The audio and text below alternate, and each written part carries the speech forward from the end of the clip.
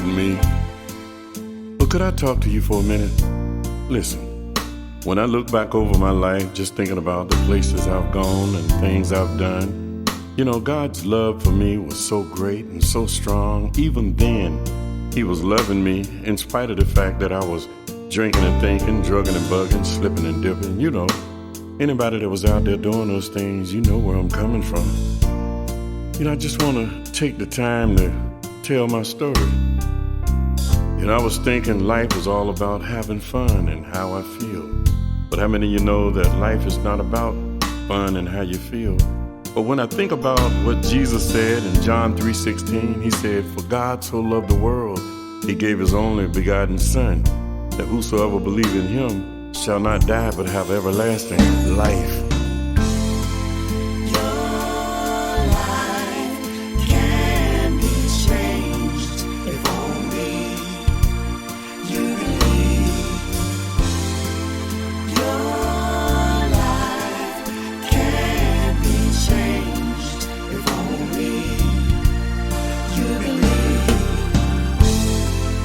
And having an older brother or sister to talk to look up to talk to about certain things.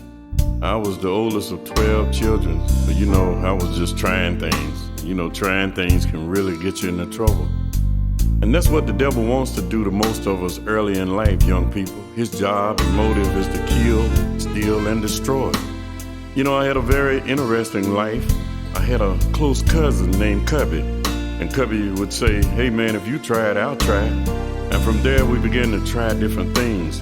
Although I had a loving, kind, God-fearing mother who would always say to me, she would say, "Reggie, God's got a way." She would say, "Reggie, God's way is the right way. He is the way, the truth, and the life."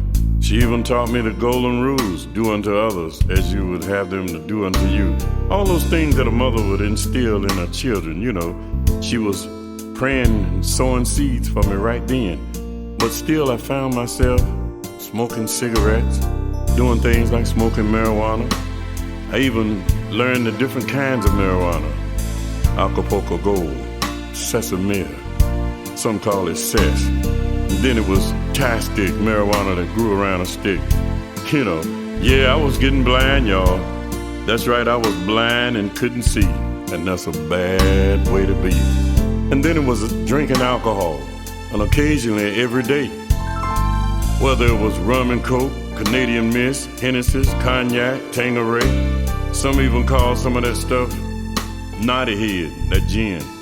And that's how I felt sometimes, like I had a knot on my head. And then it was cocaine. You see how my life was going? Cocaine, cut, uncut, powdered, cooked up, and rocked. Some call it crack.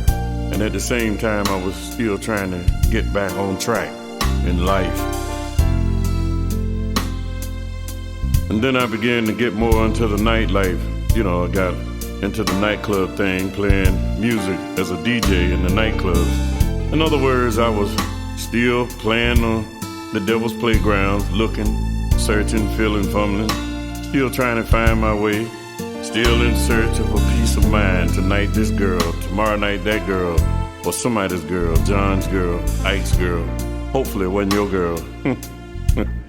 Life can really take you through some changes sometimes.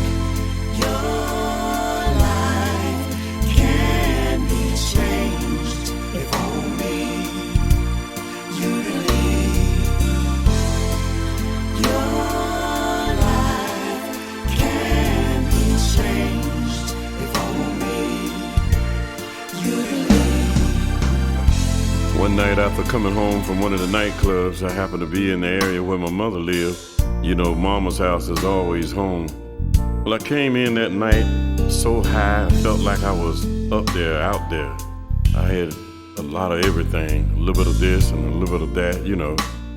And I could still see Mama standing there by the window ironing, listening to her music. Of course, you know it was gospel music.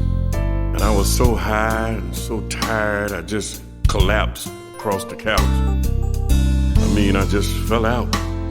While I was out, I began to hear while I was asleep. I could hear a song playing on the radio. I felt like I was dreaming that a man was saying, "This is just a rehearsal, this life." I woke up and I said, "Mama, was there such a song playing on the radio saying something about a rehearsal?" She said, "Yeah, it was Willie Neal Johnson in the gospel keynotes." I began right then to see my life as just a rehearsal. The Lord was letting me know that the life I was rehearsing was a life of sin, hell, and destruction. And that place in my life, I had to make a decision, either to keep rehearsing to go to hell or start living my life, living it eternally with Jesus. You know, God is so good and He's so worthy to be praised. I tell you, when I think about the fact that God gives us a choice, He said in Deuteronomy 30th chapter, the 19th verse, "This day He set before each of us life and death, blessings and curses. Therefore choose life." Joshua 24:15 says, "Choose ye this day whom ye will serve." The way I feel about it, now I'm just like Joshua. As for me and my house, we will serve the Lord. See, the only hard part about this life is living it apart from the one who created us for His glory.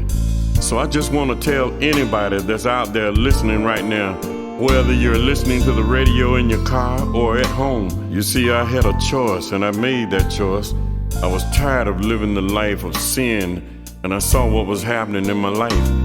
I just believed God. Somebody came by one day and they told me that if you read Romans the 10th chapter and the 9th verse, that if a man believe in his heart and confess with his mouth, he can be saved. I'm so glad the Lord saved me.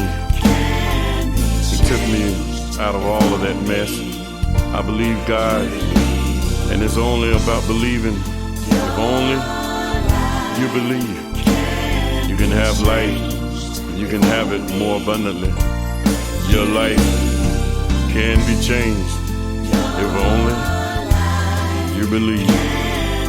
Only believe.